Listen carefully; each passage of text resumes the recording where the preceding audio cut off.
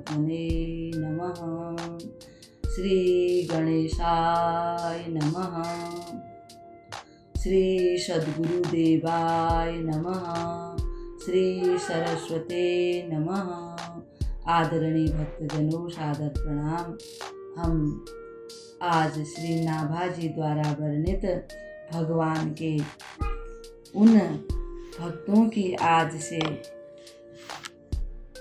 कथा को सुनेंगे जिन्होंने भगवान की माया को जीत लिया था। अब हम उन भक्तों का नाम आपको बताते हैं। राघव जी रिभु इक्ष्वाकु एलगादी रघु शत धनवा। राघव जी रिभु इक्ष्वाकु एलगादी रघु शत धनवा। राघव जी अमूरत रंति उतंक भूरि देवल मनवा। राघव जी अमूरत रंति उतंक भूरि देवल मनवा। राघव जी नहुस यजाति दिलीप पुरु जदु गुह मानधाता। राघव जी नहुस यजाति दिलीप पुरु जदु गुह मानधाता। राघव जी पिप्पल निमि भरद्वाज दक्ष शरभंग संघाता। राघव जी पिप्पल निमि भरद्वाज दक्ष शरभंग संघाता। राघव जी संजय शमीक उत्तानुपाद जाग बलक्य जस जग भरे। राघव जी संजय शमीक उत्तानुपद जाग्य बल्क जस जग भरे। राघव जी तिन चरणन धूरि मोह भूरि सिर जे जे हरि माया तरे। राघव जी तिन चरणन धूरि मोह भूरि सिर जे जे हरि माया तरे। भक्तजनों, इनमें से हम कई भक्तों की कथा पहले श्रवण कर चुके हैं। श्री नाभाजी महाराज वर्णन करते हैं कि ये भगवान की माया को जीतने वाले भक्त हैं। जो भक्त भगवान की अपार माया से तर गए हैं, उसके जाल में नहीं फंसे, उनके चरणों की बहुत सी रज सादर मेरे सिर पर है और सदा रहे। ये रिभु जी, इक्ष्वाकु जी, एल जी, गाधी जी, रघु जी, रई जी, गय जी, शतधनवा जी, अमूर्ति जी, रंति देव जी, उतंक जी, भूरि श्रवा जी, देवल जी, वैवस्वत मनु जी, नहुस जी, ययाति जी, दिलीप जी, पुरु जी, यदु जी, गुह जी, मानधाता जी, पिप्पल जी, निमि जी, भरद्वाज जी, दक्ष जी, शरभंग जी, संजय जी, शमीक जी, उत्तानुपाद जी और याज्ञवल्क जी, इनके सुयश संसार में भरे हुए हैं। ये भगवत भक्ति के प्रताप से माया को जीतने वाले भक्त हैं। अब यहाँ पर कई भक्तों की नाभाजी ने थोड़े से में ही महिमा गाई है।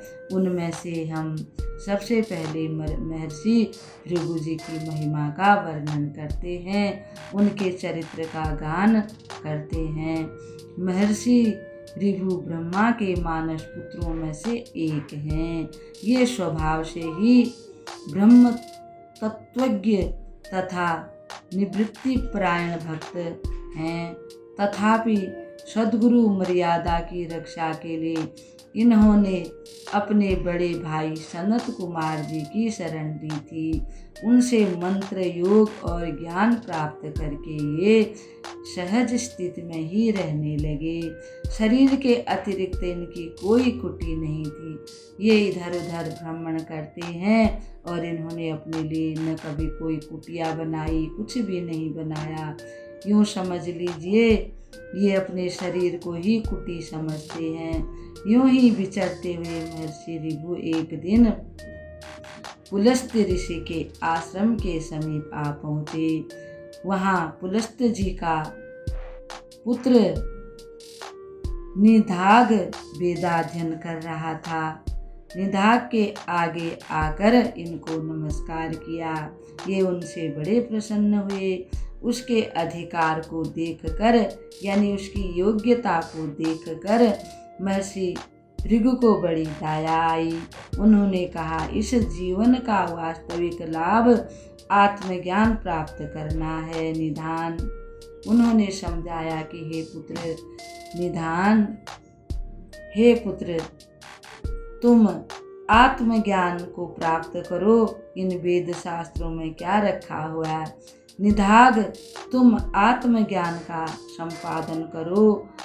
अनात्म वस्तुओं से ऊपर उठकर अपने आप में स्थिर हो जाओ। ये सब संसारी लोग माया के चक्कर में पड़कर अपने स्वरूप को भूले हुए हैं। तुम इस माया पर विजय प्राप्त करो। महर्षि भृगु के इन अमृतमय वचनों को सुनकर निधाग उनके चरणों पर गिर पड़े और गुरु के उपदेश से निधाग कृत हो गए और उनको आत्मज्ञान की प्राप्ति हो गई। इस प्रकार से महर्षि ऋभु की महिमा का यहाँ पर बखान किया है नाभाजी ने। अब नाभाजी श्री इक्ष्वाकु जी की महिमा गाते हैं, उनका चरित्र समझाते हैं कि ये सब हम जानते ही हैं कि श्री राम जी इन्हीं के वंश में आगे चल के उत्पन्न हुए थे। महाराज इक्ष्वाकु श्राद्ध देव मनु के पुत्र थे। महारानी श्रद्धा इनकी माता थी। श्री इक्ष्वाकु जी अयोध्या के प्रथम राजा हुए। ये बड़े ही धर्मात्मा, भगवत भक्त तथा प्रजावत्सल राजा थे। ये कर्म योग एवं भक्ति योग के आचार्य थे। भगवान ने गीता में योग की परंपरा में बताया है कि अपने पिता वैवस्वत मनु से इन्हें योग ज्ञान प्राप्त हुआ। भगवान श्री राम इसी इक्ष्वाकु वंश में उत्पन्न हुए थे। महाराज इक्ष्वाकु सूर्य वंश के प्रधान राजा हुए। इनके 100 पुत्र हुए, जिनसे अयोध्या तथा मिथिला का राजवंश आगे बढ़ा। इस प्रकार से इक्ष्वाकु का चरित्र नाभाजी वर्णन करते हैं।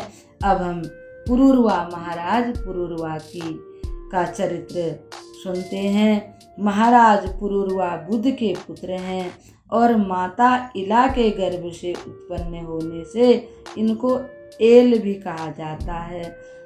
स्वर्ग की सर्वश्रेष्ठ अप्सरा उर्वशी एक दिन इंद्र की सभा में बैठी हुई थी। वहाँ पर श्रीमन नारायण नारायण नारायण भजमन नारायण नारायण नारायण लक्ष्मी नारायण नारायण नारायण करते हुए वीणा हाथ में लेके श्री नारद जी भी इंद्र की राजसभा में आ पहुँचे।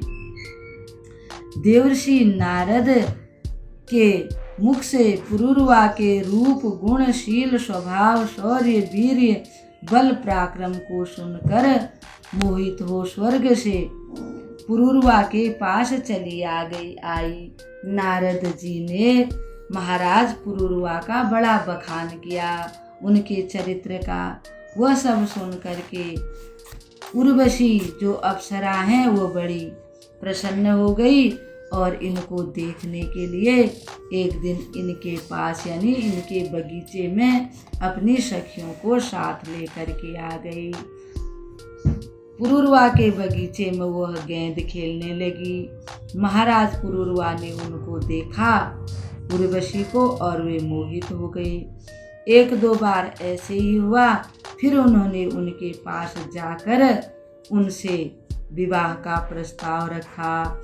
उर्वशी ने कहा कि मैं सिर्फ घी का भोजन करती हूँ और मेरे साथ मेरी 3 भेड़ के बच्चे हैं।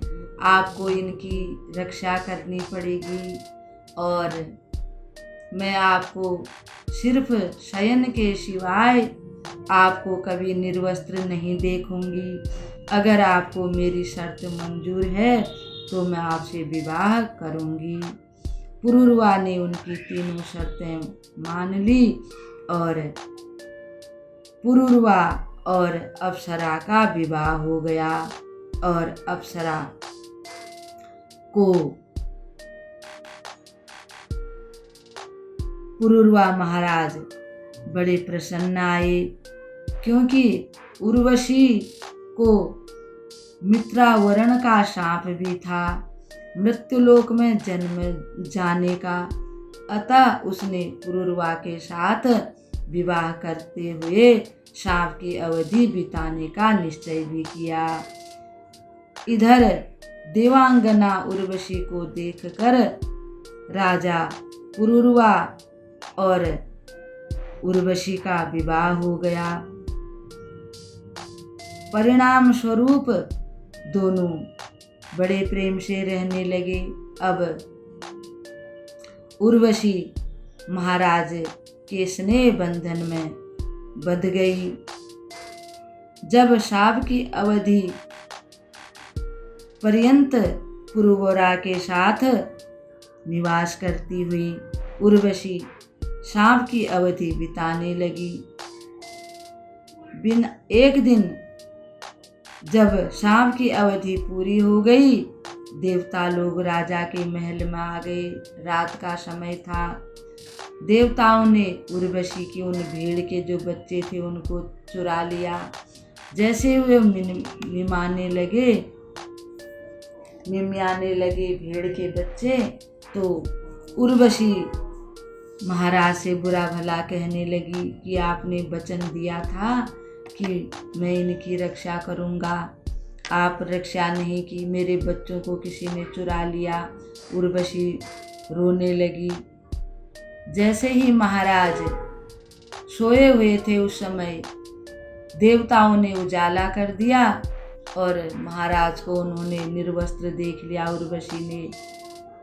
तब उर्वशी फुर्र करके उड़ गई, आसमान में चली गई। उसके चले जाने पर पहले तो परम यशस्वी सम्राट पुरूरवा उसके विरह से अत्यधिक व्याकुल हो गए। वे इधर उधर घूमने लगे, जहाँ तहाँ उर्वशी को ढूंढने लगे, परंतु पीछे जब उनका शोक हट गया उन्हें वैराग्य हुआ और तब उनके हृदय से जो उद्गार निकला ये भागवत जी में वर्णन है। अगर ज़्यादा जानना चाहोगे तो भागवत जी में पढ़ लेना। वह परमार्थ पथ के पथिक हो गए, यानी वे भगवान के भजन कीर्तन में लग गए। यथा विषय और इंद्रियों के संयोग से ही मन में विकार होता है। उन्होंने कहा कि अगर हमको किसी वस्तु का मालूम होता है, हम किसी वस्तु के विषय में जान लेते हैं, फिर उस वस्तु उस चीज़ का हम स्वाद चख लेते हैं, फिर हमारा मन बार बार उसको चखने के लिए करता है। जैसे मक्खन है, अगर हमने कभी मक्खन खाया ही ना हो तो हम मक्खन के बारे में क्यों जाने, क्यों हमें पता ही नहीं है तो हमें क्या मालूम मक्खन कैसा होता है। उसी से हमारे मन में विकार उत्पन्न होता है। विषयों के साथ इंद्रियों का संयोग होने पर ही मन में उनको पाने की इच्छा होती है और ना मिले तो फिर मन में दुख होता है। इसीलिए मनुष्य बंध जाता है और भगवान से दूर हो जाता है। उनका मन अपने आप निश्चल होकर शांत नहीं हो पाता। अगर हम उन सब चीज़ों से अलग हो जाएं तो धीरे धीरे फिर हमारा मन भगवान में लग जाता है। अतः मन, वाणी और श्रवण आदि इंद्रियों से स्त्रियों और स्त्री लंपटों का संग कभी नहीं करना चाहिए। यानी कि जो चीज़ें हमें पसंद नहीं हैं, जो संसार में लगाने वाली हैं, जो हमको भगवान से दूर रखती हैं, उन चीज़ों से हमें दूर ही रहना चाहिए, तभी हमारा कल्याण होगा। महाराज पुरुरवा फिर ऐसे कहते हैं, मुझ जैसे सांसारिक लोगों की तो बात ही क्या है, बड़े बड़े विद्वानों के लिए भी अपनी इंद्रियों और मन को बस में करना मुश्किल है, परंतु असंभव भी नहीं है।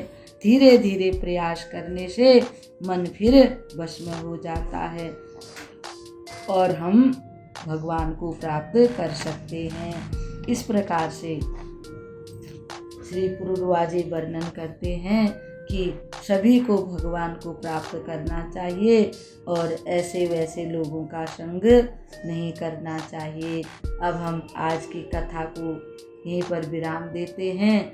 यह कथा एक पुरुरवा की नहीं है, हम सब की यह कथा है। हम सब इसी संसार में भटकते रहते हैं और जिस काम के लिए आए थे, यानी कि भगवान का भजन करने के लिए मनुष्य का जन्म मिलता है, भगवान का भजन तो करते नहीं हैं और भगवान की बनाई हुई जो माया की जो चीज़ें हैं उनका चिंतन करते हैं। इसलिए मनुष्यों को सावधान होकर के भगवान के चरित्रों को सुनना चाहिए और भक्तों के चरित्र को सुनना चाहिए। अब आज की कथा को हम यहीं पर विराम देते हैं। कल भगवान के जिन्होंने माया को जीत लिया है उन भक्त की कथा का हम यहाँ पर श्रवण करेंगे। तब तक के लिए आप सबको प्रणाम। ओम श्री परमात्मने नमः। ओम श्री परमात्मने नमः। ओम श्री परमात्मने नमः।